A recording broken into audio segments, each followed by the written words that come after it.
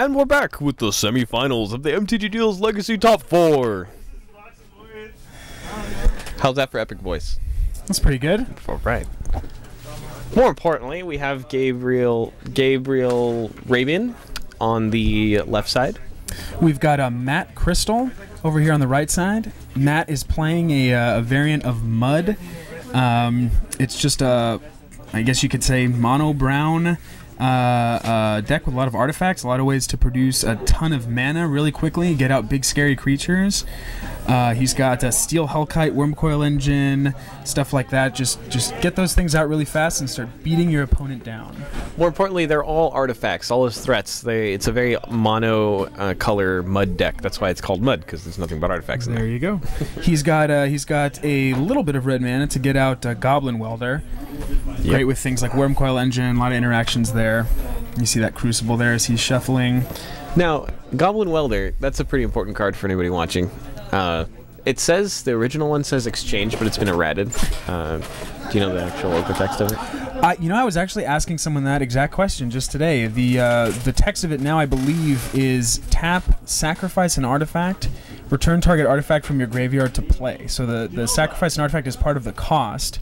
I'm not sure exactly what situation that's relevant, but it is there. Stifle, definitely. There you go. You stifle that guy, then the artifact is definitely not there anymore. Value. You know, a lot of the things he's sacking, like Wormcoil Engine, for instance, he still gets the value of it dying. That way he gets the worm tokens, and the ability is stifled, but Yep.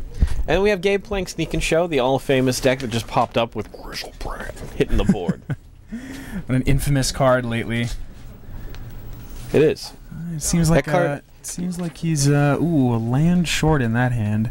You think? Maybe. I mean, he could keep it. It's not a bad hand. He is a land short, and I'm not sure who's going first. But if he was on the draw, that's a potential keep. Because he's got a Mox. Is that an Opal? Oh, he's fine.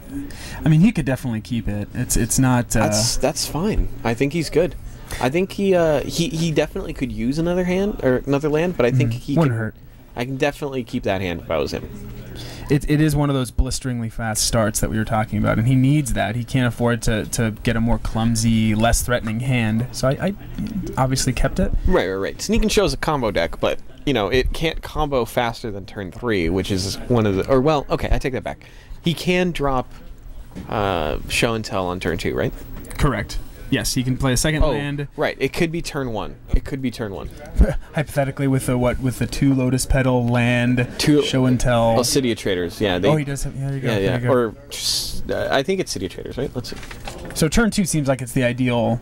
Yeah, I mean, there's an ancient. Do that, both players are playing Ancient Tomb and City of Traders in multiples right now. I just want to let you know we're gonna be having some mana. All right. So so Matt Krystall goes ahead and rolls out the Grim Monolith into Welder. Into Metalworker. Metalworker, sorry. That's what I meant. Very scary card, makes all kinds of mana. Well, Metalworker probably welds. That's right, yeah. It's got to be welding somewhere. Yeah. Very good. I mean, you can't work with metal unless you're welding. Right. Wow. Where's this conversation gone? Into Ponder. We've entered the Ponder zone. That's right. Yeah, that's right. Yeah. Lots of cantrips in that deck. Wants to find exactly what he needs. Very specific set of cards he needs to arrange in his hand to win. Why are you scrying here? Got a scry.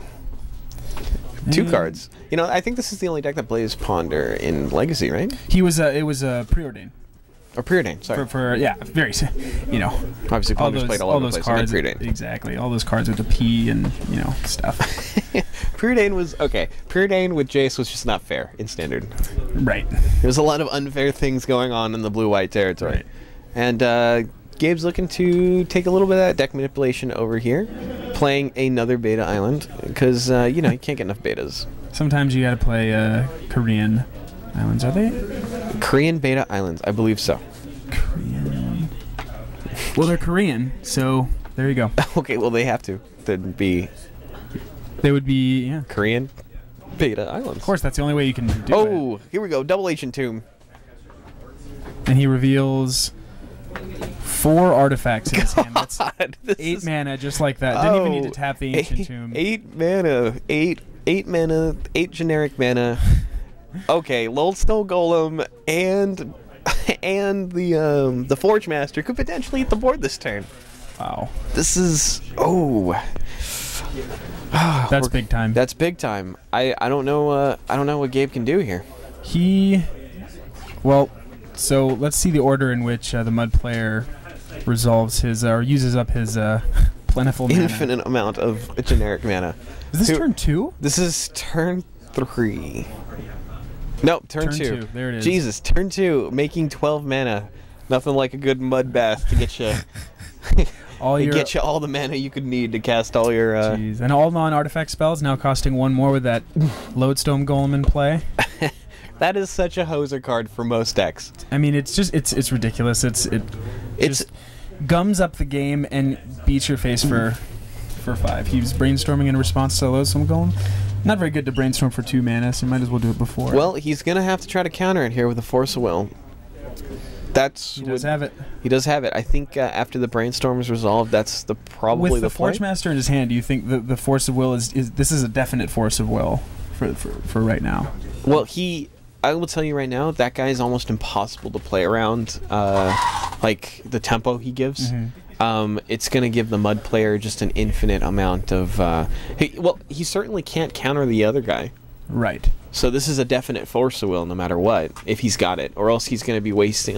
Because he still has, how much? 3 mana floating? Correct. 3, 4, 5? Okay. Plus the Ancient Tombs he still has untapped. Right. 5, 6, 7, 8. That's so crazy. you can potentially get 7 mana. Mm-hmm. Okay, so here's the Force from Gabe, which was anticipated, and he gets rid of Show and Tell? Wow. Wow, bold. He does have the sneak attack in his hand. Still, I mean, that's a faster clock. It's true. Alright, so here comes the Forge Master. Make another 2. Right, Take some points. Take some points, no big deal. Don't really care. Gabe's only out at this point is another Force Will. Oh, nope, he doesn't have it. Here comes... Is that... It's a Mox Opal, I think. Mox Opal. Why not? Just make another. And the Welder. Wow. Jeez. Gabe is in deep doo-doo right now. Look at him. Yeah, he knows it. Ooh, that's rough. This is what Mud does, gentlemen. He's got land, Gristlebrand, sneak attack, and another Show and Tell. I'll tell you, I also had the pleasure of playing against the Mud player today, and I play test with Gabe quite often. The pleasure? The pleasure. Ooh. I suppose. And it's entirely 100% if I went first or not. Right. I was playing Red Velvet. Coin flip. Yeah. Also, I mean, I went second game 3, but what really hosed me is he's got 2 Cavernous Souls out. And you were playing Rug Tempo? Yeah, it was the most brutal, uncounterable stuff I could do. My land loaded with Spell Pierce, Dazes, and Force of Wills, dealing with absolutely no way of handling these Cavernous Souls. It seems almost unfair. It really was. I showed him my hand after we scooped. He was just like, "Wow, these Cavernous Souls just won me the game." And I'm like, "Yeah, these things are pretty good." They're. I heard that this is a $20 card.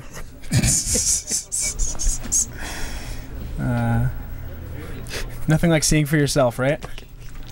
Yeah, nothing like seeing for yourself. Casting Show and Tell. Show and Tell. Oh, he had another one. That's why he did it. All right. He's gonna get in Gristlebrand. Let's guess. Oh, Gristlebrand. Yeah. Now, what does Gabe do here? He draws 1,000,000 cards. He's sitting at happily at 18, so going down to 11 seems like the legacy way to go. What's the follow-up play? How does he not die to Blightsteel? Well, he doesn't have haste, so... Oh, that's right, he doesn't have Lightning Greaves. More than likely, I think Matt is going to search up Mere Battlesphere. I talked to him after the match, and I think... that's the plan? He definitely appreciates Mere Battlesphere if he doesn't have Lightning Greaves. Mm-hmm. Because it honestly almost does the same thing. Enormous clock. Enormous clock. Although, against Grizzlebrand, I think Aids Robot might be better. Alright. He does. He pays 7 life, draws a grip. There's the Lotus Petal. Don't want to discard. No. I think Gabe played a land already, so he's got 7 shiny cards in his hand because those sleeves are ridiculous on the... That glare there, yep. that's something. That He's is. sitting there with some sneak attacks, an Emrakul, another Brainstorm. That's how he keeps his deck soft. He Vaselines the individual sleeves.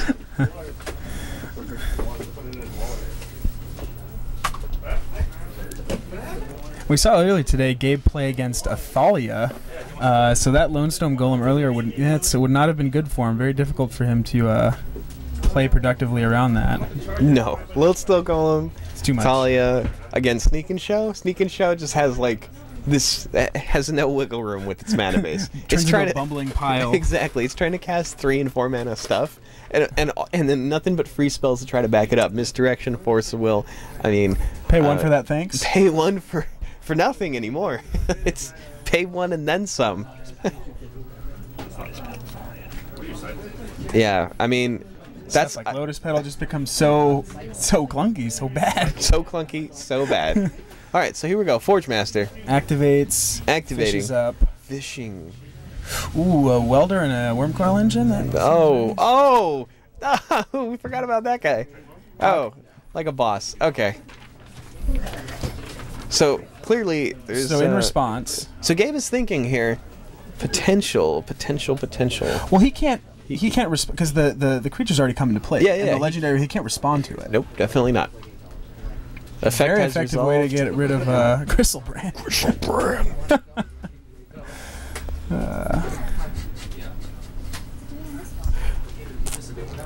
Okay, so now we have some weldering options. Oh. Liltstone Golem is dead! Oh man, this is the bad beats that we were talking about earlier. Liltstone Golem, Talia, they all do the same effect. Gabe is thinking, woe is me, all of the stuff in my hand. Mud player? The Mud player loses it. He plays a double land and plays Sneak and Show and then Chemicals. Okay. Oh, here it is. That's it. That's what that deck does. That is all of your permanents. There it is. That's where you get the Battle Sphere. So, Emrakul just came in and kicked some serious booty. He just ate everything. Everything was eaten. That Sneak and He's Show not in scooping. He's, Emrakul. Mock Simon. There you go. Nope. Playland past you. Playland past turn. Now, in retrospect, if Matt would have snagged the Grizzlebrand in hand, Gabe shows him to him, and that's it. That's is it. One. You know, this is why Grizzlebrand is potentially banned. And we're just finishing up sideboarding here. Yeah, we hear ourselves. Okay, just a quick talk. There was a question about Phyrexian Metamorph and which what type it is. Once it copies a creature. Once it copies a creature, and it is an artifact creature plus whatever the subtype of that creature was. So it can be shattered, basically. Oh, 100%. Yeah. It's good to know because I play a lot of shatters in my legacy deck. Exactly. Now, interesting thing. Phyrexian. Oh, I'm sorry. Phantasmal Image, the more standard played card. If you don't copy anything with it, like let's say you copied an Undying creature and it's coming back into play as a copy of something, but with a +1/+1 counter. If you choose not to copy anything, it'll come into play as a 1/1 creature, but it doesn't have that bad illusion effect to it. Yep. That only happens if you copy something. Oh, because of the way the card's written. Yeah. So unless you copy something, it doesn't gain that when it comes to the target of spell abilities. Yeah, that illusion ability. Okay. Again with the Jesus. So here we come out the gates, making same play, except he's on the play now. This is what I felt like I was in really good shape on the draw or on the play versus Matt, but when he's on the play, you just it's Cower and Fear. Look, he can just straight up cast. Yeah. I mean, we have the Goblin Welder in hand, the Grim Monolith in hand, the Mirror Battlesphere, and now a Metamorph. This is looking really good for Matt.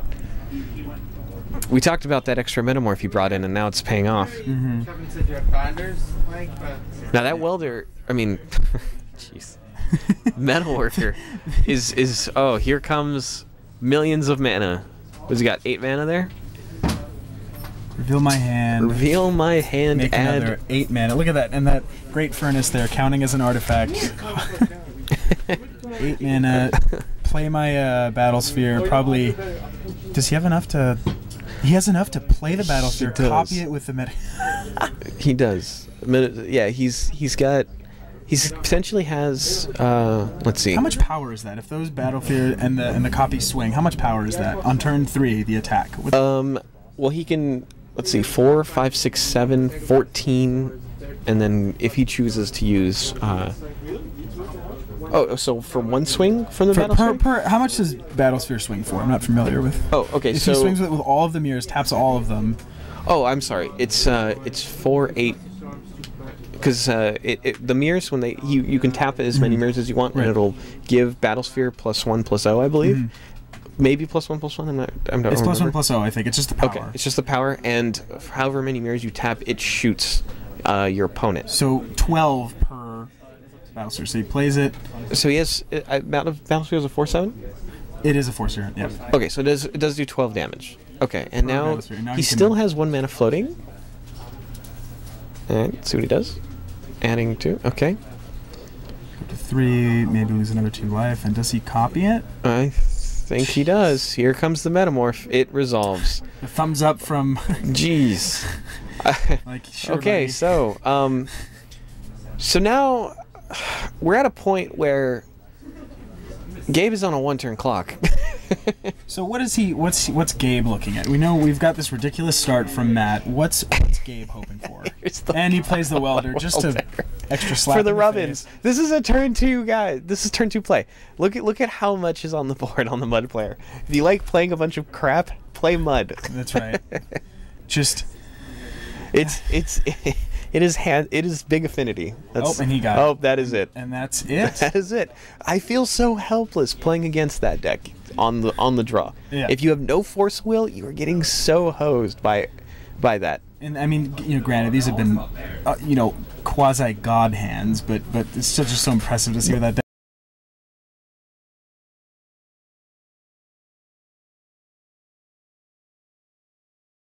I wish I'd beaten you to that one, and you found a mudslide. It's perfect. I got mudslid. Yep, Gabe. You know what the rubbins would be if we go out and somebody buys Gabe a mudslide if he loses this match. Like, I think that'd take him a second, and then he'd just be like, "Oh, you bad." He'd be like, "Why am I drinking this?" And you're like, Gabe, why do you think, man? Just next leveled. Oh, yep. RL rubbins. Sweet. All right. So now we have off the top. What's going on? Here's Gabe draws a 7. Okay, and he's allowing his opponent to draw a 7. How nice of him. Considerate man. And is this going to be another? Oh my God! There's that. There's the Chalice in hand. Chalice for I don't know how good is Chalice against Gabe. I mean, turns off his cantrips, but if he has a certain, like with that hand, for example, he doesn't really need them. Yeah, I mean, Chalice for 1 is sweet. Oh, Gabe did bring in Through the Breach. Okay, that is a card. That is, you know what? You really said it. It is a card, made of cardboard and ink. Yeah, and red mana symbols. Yeah, no, definitely the card. Okay, so one of the most exciting cards and possibly could be played in Legacy is Through the Breach. Your opponent's just sitting there like, what is happening right now? There's losing to a card with Splice on it. I hate it when that happens. Right. Oh, that mechanic. Okay, so one of the better things to come out of Common Gobble Block. All of the 3 playable cards. Right. What is it? Jite, like top. Yosei. Oh yeah, right. Jite okay. top. So we have a couple cool dragons that are seeing play in Legacy sometimes. Right. Sure. I mean, more EDH. That's right. Yeah. Dude, actually, 1 with nothing was pretty badass for for dredge players, but otherwise no. You know, I heard this kid. He was just an amazing trader, and he's just this grindy little trader, always looking for value. He takes a 1 with nothing, and he builds black-green elves at a tournament just by trading. Like almost builds the whole deck. Yeah. Just trading up. It's just, you can do that sometimes, especially at GPs, and bigger tournaments where you have a bigger card pool. I mean, you can even go to the dealer and be like, look, I need this, this, and this. Mm-hmm. Make me an offer. And they're like, okay, sure, just for you, something like that. You got reputation. And then you can always take people for what they're worth. You find the 10-year-old kid with a beat-up, underground sea playing with it, no sleeve. And, Well, okay, yeah, that kid does deserve to get slapped. I mean, at least put it, at least put it in like an Ultra Pro, bro. Like, we're talking about this on Father's Day, just slapping kids and. what's going? Like, we shouldn't get into the. Well, okay, I shouldn't say he needs. Here it is. Oh, look. Oh, that's it. Okay, so we got a couple Lotus petals out. Plays Gabe, around the chalice for 0. okay, that's important. Yeah, Yes. Gabe playing everything he can right now is probably more correct. Hey, there's that fabled Caverns of Souls we saw, right? The fabled. There it is. There it is. Spoke of in myth. Right. However, you know, I don't think it's going to be too strong right here. Okay, so he's just wasting his bulk. That is really that does okay. That just about. That's a ooh. What are you gonna do? Chalice for 0 here? No, that seems bad. No, did Gabe forget that the Mud player plays Wasteland and keep a 1 land? And no, he just drew City of Traders. He's fine. Of course, that's fine. I planned it. Oh, he did have. I suppose he maybe cantripped. That was okay. So he's got nothing going on here. He can roll. He can crack one of the Lotus petals to draw some cards. However, ooh. What does that smirk mean? That fiendish expression on Matt's face there. What a sly dog. I don't know. I would love to know what he's thinking right now. He's probably thinking, man, that Wasteland play. What was I thinking? Wasteland, what a noob. And he's like, yeah, I know. That was totally the right play. So we'll see if it plans out, because Gabe right now has a big decision. He chooses Passes the turn. Yeah, I actually believe that is the correct play, because he needs a land, then he can play City of Traders. Doesn't then want to get wastelanded prematurely. Right. Again. Then he can go Emerald through the breach, something awesome. Right. Clears board. Oh, there's the City of Traders into Grim Monolith. We've seen this before. Monolith into, you know it, big dude. And see this, he has the Force Wheel, so let's see, is that the... This force is happening. Yep. See, this is where I would have played the Cavern of Souls. I mean, why go all in with that play? You could have just waited another turn. You know your opponent's not drawing anything. He's fearing the speed of his deck, I guess. I suppose. I mean, but if you wait an extra turn, you ensure that guy resolving, and because now that Monolith stays tapped. Mm-hmm. So I'm not sure if it was worth it. The 2 colorless ritual, kind of. Right. Okay, so Gabe is pondering, and he's got no lands on top. So clearly what he's searching for. All right, away. 1 card, and he gets a wasteland. Or it's a show and tell. I mean, wow, sneak attack. Sneak attack. Oh, okay. So Gabe is still drawing no mana. He did not play the Caverns. Okay, so he played what? He played a Mox Opal, Chalice for 0. Chalice for 0. Just kind of trying to activate the Mox Opal. Okay. He hasn't played a land yet. All right. And he plays it, maybe floats the 2 mana. A city. Okay, he's floating the mana. Okay, and then he's using all the mana. And then drops a load. And here's the Lodestone Golem beats, man. This is what we were talking about. That Cavern of Souls is ridiculous in this scenario. So good. Cavern of Souls calling Golem, and then who comes out? The guy chucking rocks at your face and costing everything you do for 1 more. Gabe knows this is unfortunate. How is he going to counter it? He can't. It's he doesn't have a counter, and he has. Oh, he can't. He can't even counter it. He's already countered the Metalworker. Well, even though, I mean, he's got the Cavern of Souls there, so even if Gabe had an out to That's right. He's screwed. It's most unfortunate for the for Gabe right here. The Sneak Show player, frustrated, looks across. There's that 5/3. A Wasteland was huge. Very much so the correct play.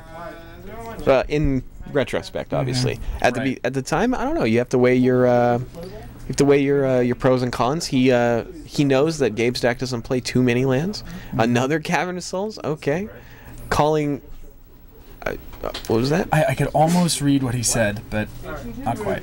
Copying. Ooh, everything costing 2. Every non-artifact spell is going to cost 2. Copy the Lodestone Golem, probably gets in for 5 here. This is looking rough. Yep, I'm not sure if Gabe has any outs to this situation. He has to generate 7 mana to use that through the breach and 5 mana to make that Show and tell happen. show and tell happen, and he's got 1 Lotus Petal in play. And he's already at he's taken 5. He's going to take 10. This could be another. It just doesn't really look like this could be it.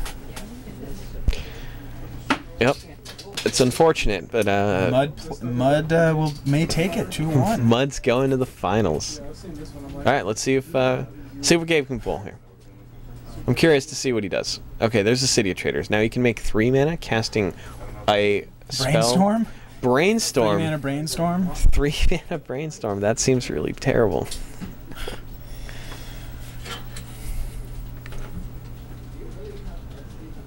All right, Gabe passes turn. He's got 1 more turn to deal with things. Okay, so there's the Mere Battlesphere and the Chalice of the Void. What do you think is the correct play with that Chalice in his hand? What do you think he does? Just to kind of shore up the anything. Chalice for 1. Okay. Sure. Take away his all possible options. He responds probably by casting Brainstorm. Okay. 3 mana Brainstorm. That's painful. 3 mana Brainstorm. Only in Mud. Draws a whole bunch of cards that don't. I mean, matter. even Dahlia decks don't even get 3 mana Brainstorms out of it. I think he drew that Show and Tell first. Had he not cracked his, could he have second Lotus Petal, float the mana, island, play Show and Tell? He doesn't have a creature, I don't think. He just drew that Emrakul. Yeah, I don't know if I really want it. It's more for like fun ideas.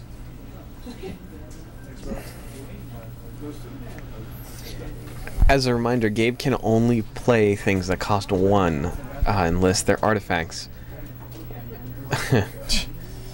With the mana he's got, and he also has to float the mana of City of Traders to play anything else. I don't see this happening at all either. Okay. Oh, Gabe, I think is doing the Concede's explanation of my plan. Right. Yeah, Concede. There you go. Exactly what's happening. We've all been there. And if you're gonna lose, I mean, if the game's gonna go down, you might as well learn something. It's there it is. There you go. The handshake. Mudslided.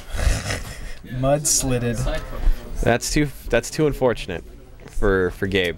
However, congrats to the Matt Krystall taking it down with Mudslide. Very interesting deck.